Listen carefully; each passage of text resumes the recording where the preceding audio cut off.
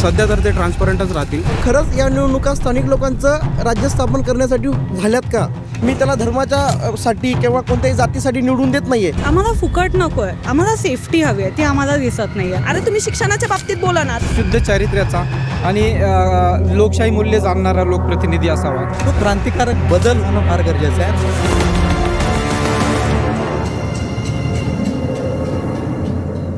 महापालिका लुटून खाल्ली, मेट्रो आम्ही आणली, आम्ही मोठे रस्ते करू, आम्ही उंच इमारती करू, आम्ही नदी सुधार करू, आम्ही हे करू, आम्ही ते करू, अशा अनेक गोष्टी गेल्या 10 दिवसामध्ये आपल्या सगळ्यांच्या कानावरती पडलेल्या आहेत. पण नुसते मोठे रस्ते, उंच इमारती म्हणजेच या शहराचा विकास आहे का, किंवा कुठल्याही शहराचा विकास आहे का, हा प्रश्न मला तर नेहमी पडतो. पण या शहरात राहणारे नागरिक असतील, तरुण असतील, त्यांना काय वाटतंय, त्यांचे मुद्दे या निवडणुकीमध्ये चर्चिले गेले का? ही निवडणूक जर स्थानिक स्वराज्य संस्थांची आहे तर मग त्यामध्ये स्थानिक स्वराज्य संस्थेचे महत्त्वाचे असणारे प्रश्न हे अजेंड्यावरती आले का, हे सगळं आपल्याला जाणून घ्यायचं आहे. प्रचाराच्या तोफा ज्या आहेत त्या थंडवलेल्या आहेत. कालपर्यंत तुम्ही सगळ्या नेत्यांची भाषणं ऐकली असतील, पक्षांचे जाहीरनामे तुमच्यापर्यंत येऊन पोचले असतील, तुमचे उमेदवार तुमच्यापर्यंत येऊन पोचले असतील. या सगळ्यांच्या केंद्रस्थानी एक तरुण म्हणून तू कुठे होतास असं तुला वाटतं? हो, कारण एक basic as a citizen of this nation आणि एक यंग वोटर म्हणून वेस्ट मॅनेजमेंट हा खूप मोठा कन्सर्न आहे. आता बाकीच्या छोट्या वस्त्या आपण बघतो, तिथं वेस्ट मॅनेजमेंट नावाखाली काहीच होत नाही. तिचे लोक, त्यांना आजार होतात, ते खूप म्हणजे त्यांना जे रोग होतात ते कचऱ्यामुळेच होतात. तिथं जे वेस्ट कलेक्शन आहे ते व्यवस्थित झालं पाहिजे. आणि जे रिप्रेझेंटेटिव्ज आहेत त्यांची ट्रान्सपरन्सी खूप महत्त्वाची आहे. जर तुमचा रिप्रेझेंटेटिव्ह जर ट्रान्सपरंट नसेल तर ते काहीच उपयोगाचं नाही. पण असं वाटतं या सगळ्या प्रचारामध्ये तुला ही ट्रान्सपरन्सी दिसली, पाहायला मिळाली? तुला काय वाटतंय, तुझ्यासाठी हे जे काही चित्र आहे ते आशादायी आहे? हो आहेत, कारण मेजरली कॅन्डिडेट्स आहेत ते ट्रान्सपरंट आहेत. सध्या तर ते ट्रान्सपरंटच राहतील, पुढे जाऊन ते राहायला हवेत. पुढे जाऊन ते राहायला हवेत, हा एक मुद्दा आहे. तुला काय वाटतं, हा प्रचार जो झाला तो कशा पद्धतीने झाला? नेमकं तुला तुझं शहर किंवा तुझा आजूबाजूचा जो परिसर आहे तो जसा हवा आहे ते मुद्दे या प्रचारामध्ये होते? मुळात आपण आत्ताच बोलताना सुरुवातीला आपण एक गोष्ट बोलली की स्थानिक स्वराज्य संस्था म्हणजे स्थानिकांचं स्वराज्य निर्माण होतं, त्याच्यामुळे आपण याला स्थानिक स्वराज्य संस्थेच्या निवडणुका म्हणतो. पण खरंच या निवडणुका स्थानिक लोकांचं राज्य स्थापन करण्यासाठी झाल्यात का? आणि त्या हिशोबाने इथल्या प्रतिनिधींनी मुद्दे मांडलेत का, किंवा या हिशोबाने प्रचार झाला आहे का, हा पण या पूर्ण निवडणुकीत प्रश्न होता. प्रभाग रचनेत जे उमेदवार, पहिली गोष्ट तर क्रेडिबिलिटी, ज्या प्रकारे राजकीय पक्षांची क्रेडिबिलिटी किंवा उमेदवारांची क्रेडिबिलिटी असायला हवी होती, ती क्रेडिबिलिटी खूप कमी प्रमाणात या मागच्या पूर्ण 15-20 एक महिन्याच्या कालावधीत बघण्यात आली. जे जनतेचे स्थानिक स्वराज्य संस्थेचे जे मुद्दे होते ते गटार, नाल्या, साफसफाई, रुग्णालय, शाळा, शिक्षण, या कोणत्याही मुद्द्यावर त्या प्रमाणात बोलल्या गेलेलं नाही. जिथं रस्त्यावरचे मुद्दे मांडायची वेळ होती त्या वेळेत पार्लमेंट आणि विधानसभेचे मुद्दे मांडले गेले. तर त्यामुळे मला वाटत नाही की या पूर्ण प्रचार यंत्रणेत तुझे काय मुद्दे आहेत, तुझे काय प्रश्न आहेत? नाही, माझे खूप साधे प्रश्न माझे आहेत की स्थानिक स्वराज्य संस्थेत एखादा नगरसेवक, महापौर, उपमहापौर, स्टँडिंग कमिटीचे चेअरमन हे जे बनतात, स्थानिक स्वराज्य संस्थेत आपण एखादा माणूस का निवडून द्यावा? तर त्या माणसाने माझ्या प्रभागात माझ्या शिक्षणाचा प्रश्न मांडावा, माझ्या प्रभागातल्या रोजगाराचा प्रश्न मांडावा, माझ्या वेस्ट मॅनेजमेंटचा प्रश्न मांडावा, रस्त्याच्या मॅनेजमेंटचा प्रश्न मांडावा, छोट्या जी सिटी मॅनेजमेंट असते सिटी मॅनेजमेंटचा ते सभागृहात जाऊन प्रश्न मांडावा. मी त्याला धर्माच्या साठी किंवा कोणत्याही जातीसाठी निवडून देत नाही आहे.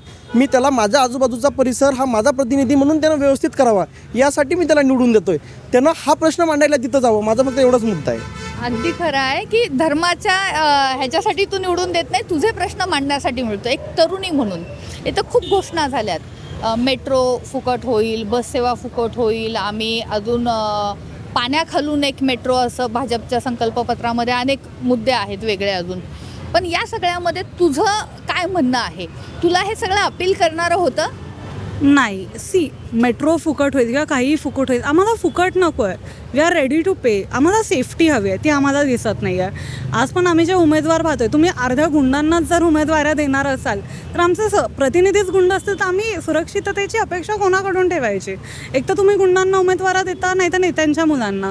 ॲज अ तरुणी आमचं स्थानच काय या राजकारणात? स्थानिक आहेत कुठे या राजकारणात? कोणी तुम्ही बाहेरून आणून जर आमच्यावर बसवणार असाल आणि मग ह्या घोषणा ह्या लुभवायला बरं वाटतात, पण रियालिटीमध्ये we are ready to pay but we want that safety. As a girl I am asking for basic safety. Public toilets नाही आहेत. आज पण पब्लिक टॉयलेट्स वापरायला गेलो, नाही वापरता आहेत, तिथे सेफ्टी नाही आहेत. मुलींसाठी काय सोयीसुविधा आपण उपलब्ध करून देतो आहे? जाहीरनाम्यात त्यांनी दिल्याही असतील. एवढ्या वर्ष सत्ता त्यांच्याचकडे होती, तेव्हा ह्या सुविधा का नाही आणता आल्या? आत्ता ते असं काय वेगळं आणणार आहेत, हा प्रश्न मला पडतो. दुसरी गोष्ट म्हणजे जेव्हा हे आरोप प्रत्यारोप केले जातात त्यावेळेस केंद्रस्थानी नेमकं कोण असतं? कारण की या शहराचा, आपण ज्या शहरामध्ये राहतो त्या शहरातली हवा किंवा त्याचं पर्यावरण चांगलं आहे असं वाटतंय का? मुळीच नाही. आज पण आपण बरेच प्रोजेक्ट्स पाहतोय जे पर्यावरणासाठी हानिकारक आहेत, पण त्यांना अलाऊ का केलं जातं आहे? हां, चला हे आपल्या ओळखीतले देऊन टाकूयात. आणि केंद्रस्थानी ते प्रतिनिधी आहेत ज्यांनी त्यांना परवानग्या दिल्यात आणि त्यांचे पक्षश्रेष्ठी आहेत, कारण हे सगळे त्यांचे हितसंबंध आहेत. ह्या सगळ्या गोष्टी लाग्याबंधांतूनच होतात. ते स्वतःच्या स्वार्थासाठी शहरं बकाल करतात, एवढं मात्र खरं आहे. मतदान करताना मतदान कोणाला करावं याचे तुझे निकष काय आहेत? माझं तरी म्हणणं हे की आत्ता जर बघायला गेलं तर काही प्रमाणात भरपूर नवीन उमेदवार उभे केले, तर त्यांचं मागील 4 वर्षामध्ये काहीच काम नाही आहे. मग हे उमेदवार आले कुठून? मधूनच. आणि जर बघायला गेलं तर आता पिंपरी चिंचवडच एरिया असा आहे की इथे खूप जास्त प्रमाणात गुन्हेगारी वाढली आणि त्या गुन्हेगाराच्या पोरांनाच इथे उमेदवारी दिली जाते. तर मग विचार पडतो ना आमच्यासारख्या म्हणजे विद्यार्थ्यांना किंवा आमच्यासारख्या यंग लोकांना विचार पडतो की आम्ही मतदान द्यायचं कोणाला? आम्ही सुरक्षित नाहीच आहोत ना इथे. आणि राहिला प्रश्न तर आत्ता इलेक्शन चालू असताना आमच्या खराबवाडीमधल्या मुली गायब होत आहेत किंवा आमच्या जवळच्या गायब होत आहे. ह्याच्यावरती काहीच प्रत्युत्तरं नाही. ह्यांची प्रत्युत्तरं काही मी रेल्वे आणणार आहे, मी हे आणणार आहे. अरे तुम्ही शिक्षणाच्या बाबतीत बोला ना, तुम्ही मुलींच्या सोयीच्या बाबतीत बोला किंवा तुम्ही म्हणजे बऱ्याचशा गोष्टी आहेत त्या आम्हाला नाही मिळत आहेत त्यांच्याकडून. हा ठीक आहे, उमेदवारी आली की ते स्वतः प्रदूषण तयार करतात, फटाके वाजवणार, हे करणार, ते करणार. अरे तुम्ही आमच्या बाबतीत करा ना. आमच्या बाबतीत कुणीच काही केलं नाही जात. साधं आम्हाला कॉलेजला जायचं म्हणलं तरी टेन्शन येतं मॅडम की आम्ही सेफ घरापर्यंत रिटर्न येऊ का? हा प्रश्न आहे आम्हाला. तू अजून काय सांगशील की ज्यावेळेस भाजपचं जे संकल्पपत्र पुण्यासाठीचं आहे आणि पिंपरी चिंचवडसाठीचं जे आहे त्याच्यामध्ये अनेक गोष्टी त्यांनी सांगितलेल्या आहेत, रस्ते, विकास, पर्यावरण, पण तुझ्या नजरेनं तुझं शहर किंवा तुझा परिसर हा कसा असावा वाटतो? पहिलं तर मी जर त्यांच्या संकल्पपत्राबद्दल बोलायचं झालं, त्यांनी 5 वर्षापूर्वी पण संकल्पपत्र दिलेलं, त्याच्यातल्या किती गोष्टी आज झाल्यात. मागे एका पक्षाने त्या संकल्पपत्रातल्या ज्या गोष्टी झाल्यात नाही त्याचं एक वेगळं पुस्तक काढलं आहे. ते जर पाहायला गेलो तर किती विश्वास ठेवू शकतो आम्ही त्या संकल्पपत्रावर? आणि दुसरं, मला माझं शहर, मी प्रदूषणमुक्त म्हणणार नाही, ते काही लगेच शक्य नाही आहे, मला मान्य आहे, पण प्रदूषण कमी व्हायला हवं, पब्लिक ट्रान्सपोर्ट बेटर व्हायला हवं. एकट्या मेट्रोवर रिलाय करून चालणार नाही आहे. बसेस नीट असायला हव्यात, बसेस कंटिन्यू वेळेवर धावायला हव्यात. जे ओव्हरऑल पब्लिक ट्रान्सपोर्ट आपल्याकडे आहे पुण्यात म्हणा किंवा पिंपरी चिंचवडमध्ये, ते हवं तेवढं इफिशियंट नाही आहे. तर तेवढं इफिशियंट व्हायला हवं, ही सरकारची जबाबदारी आहे, ही प्रशासनाची जबाबदारी आहे. ॲज अ मुलगी म्हणून मला दिवसाच्या कोणत्याही वेळेला पब्लिक ट्रान्सपोर्ट वापरताना भीती वाटायला नको आहे. जसं मुंबईत आहे की हां, मुंबईत आम्ही रात्री बेरात्री फिरताना आम्हाला भीती वाटत नाही, तिथे रात्री पण पोलीस लोकलमध्ये असतात, तसं मला पुण्यात दिसत नाही. तो हे म्हणजे ते पुण्याच्या सरकारने, पुण्यात प्रशासनाने करायला हवं असं माझं स्पष्ट मत आहे. म्हणजे सेफ्टी आणि पर्यावरण ह्या मुद्दे जे आहेत तुम्हाला महत्त्वाचे वाटतात. तुम्हाला हे शहर कसं असावं असं वाटतं? आम्हाला अशी अपेक्षा आहे की ह्या शहरामध्ये जे काही लोकप्रतिनिधी निवडून येणार आहेत, ओके, वेळोवेळी असं उमेदवाराचे चारित्र्य पक्षाकडून पाहिलं जात नाही. त्यामुळं शुद्ध चारित्र्याचा आणि लोकशाही मूल्य जाणणारा लोकप्रतिनिधी असावा, जेणेकरून जे काही डायरेक्टिव्ह प्रिन्सिपल्स आहेत, जे काही आपल्याला लोकांच्या फंडामेंटल राईट्सविषयी उमेदवार हा सजग असावा आणि त्याला आपल्या लोकांचे जे काही मूलभूत अडचणी आहेत समाजामधल्या, त्या मूलभूत अडचणीच्या बाबतीतच तुम्ही काहीतरी सभागृहामध्ये जाऊन काहीतरी करावं, जेणेकरून एक सर्वांगीण विकासाच्या दृष्टीनं घोषणा जाहीर करता येतील. सभागृहामध्ये त्याचं उमेदवाराचं चारित्र्य जे आहे ते चांगलं असावं. जेव्हा आपण उद्या आपला प्रतिनिधी निवडून देऊ. मी आपला प्रतिनिधी म्हणते, तो कसा असावा, त्यानं काय केलेलं असावं. स्थानिक पातळीवरती मतदान करताना कुठल्या गोष्टी तुम्ही विचारात घेता? सर्वप्रथम कसं आहे, जेव्हा आपली लोकशाही अस्तित्वात आली किंवा आपण 1950ला लोकशाही स्वीकारली, तेव्हा एज्युकेशनचं प्रमाण फार कमी होतं. त्याच्यामुळं लोकप्रतिनिधीची काही एज्युकेशनची आड तेव्हाच्या अशा जे काही घटनाकारांनी काय असे टाकलेले नाही. पण महत्त्वाचं काय आहे की लोकप्रतिनिधी हा थोडा त्याला एज्युकेटेड असावा कमीत कमी, आणि त्याला म्हणजे लोकशाहीमध्ये ज्या सभागृहात आपण जाणार आहोत ते सभागृहात तिथं आपल्याला काय प्रश्न मांडले पाहिजेत हे तरी त्याला कमीत कमी माहीत असलं पाहिजे, आणि त्या प्रश्नाची त्याला जाण असली पाहिजे की आपण ज्या गोष्टीसाठी निवडून जातो, ज्या प्रभागातून, ज्या वार्डातून, त्या वार्डातले काय प्रश्न आहेत त्याची तरी त्याला जाणीव असावी. असं मला ते मिस दिसलं. आता सगळ्यात महत्त्वाचे मुद्दे या पालिकेच्या निवडणुकीमध्ये खूप सारे मुद्दे आहेत. आता एज्युकेशनच्या बाबतीत कोणीही बोललेलं नाही. तो मुद्दा पूर्ण ह्या इलेक्शनमध्ये मिस होता.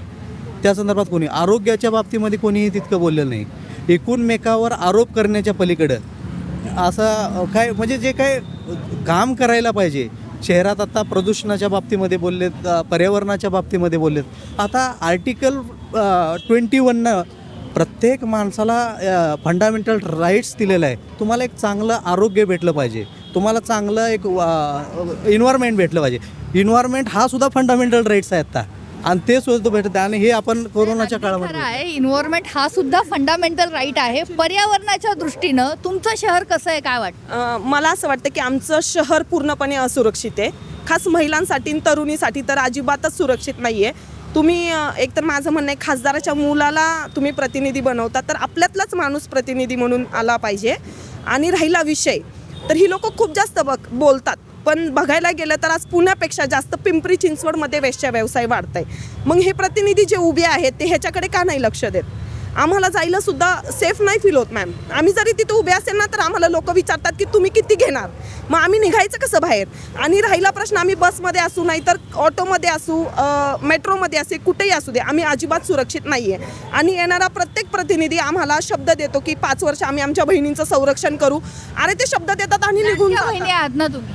नाही, आम्ही नाही घेतली लाडकी बहीण. आम्हाला आलीच नाही ना, आम्हाला आलीच नाही मॅम लाडकी बहीण. कारण की मला असं वाटतं ती योजना काहीतरी असतात ना त्याच्यात मोडतो आम्ही. का बरं? तुम्ही का नावडत्या बहिणीत म्हणून? आम्हाला सुरक्षा मिळतच नाही ना. आम्ही बोलतोय म्हणून आमच्यावर लक्ष ठेवलं जात आहे किंवा त्रास दिला जातोय. आम्ही कसं काय लाडक्या बहिणींमध्ये मोडू? मग दुसरी गोष्ट म्हणजे जेव्हा आरोप केले जातात, इथं भ्रष्टाचाराचा मुद्दा ह्या निवडणुकीमध्ये खूप गाजला, पुरावे सादर केले, पण पलीकडून त्याला उत्तरं देताना जे आहे ते एकेरी उत्तरं आली. मग बांगड्या भरल्यात का किंवा काय असे मग जेव्हा कुठला तरी एक लोकप्रतिनिधी म्हणतो की आम्ही काय बांगड्या भरल्यात का, मुलगी म्हणून काय वाटतं?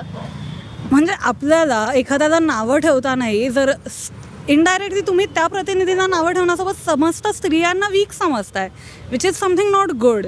तुमच्या घरात पण मुली आहेत, महिला आहेत, तुम्ही जर एखाद्या महिलेलाच असं बांगड्या भरतात का, हे कमजोरीचं लक्षण नाही असू शकत ना. आणि भ्रष्टाचाराच्या आरोपांवर बोलायला झालं, पुण्यात एक आरोप बाहेर काढलेला, एका पुलावर कोट्यावधी खर्च झाला, पण अस्तित्वात तो पूलच नाही हो अजूनही. त्याचं सुशोभीकरण झालं, सगळं झालं, तो पूलच दिसत नाही आहे. असे आरोप बाहेर काढल्यावर पण जर प्रशासनाकडून काही उत्तर मिळत नसेल तर मग आम्हाला शंका वाटते की भाई कशासाठी मतं द्यायचे? आमचे प्रश्न लाईक आता आम्ही विद्यार्थी आहोत, आमच्यासाठी शिक्षणाचे किंवा रोजगाराचे प्रश्न महत्त्वाचे आहेत, आम्हाला तेही दिसत नाही आहेत. शिक्षणाबद्दल कोणी बोलत नाही, रोजगार देतो म्हणताय, रोजगार मिळत नाही आहे. उद्या आम्ही काय करायचं? आमचं नेतृत्व, आमचे प्रतिनिधी आमच्यातून जाणार असतील तर आम्ही त्यांना प्रश्न विचारू शकतो. या सगळ्या हे राजकारण, हे क्षेत्र तसं पाहिलं तर मेन डॉमिनंट आहे, बरोबर. पण आता आरक्षण आहे, मुली दिसत आहेत, आणि मग जेव्हा अशी भाषा स्वतःची मर्दुमकी जाहीर करण्यासाठी केली जाते त्यावेळेस एक पुरुष म्हणून तुला काय वाटतं? नाही, मला वाटतं की एकीकडे स्त्री समानतेबाबतीत बोलायचं आणि दुसरीकडे अशा भाषा वापरायच्या.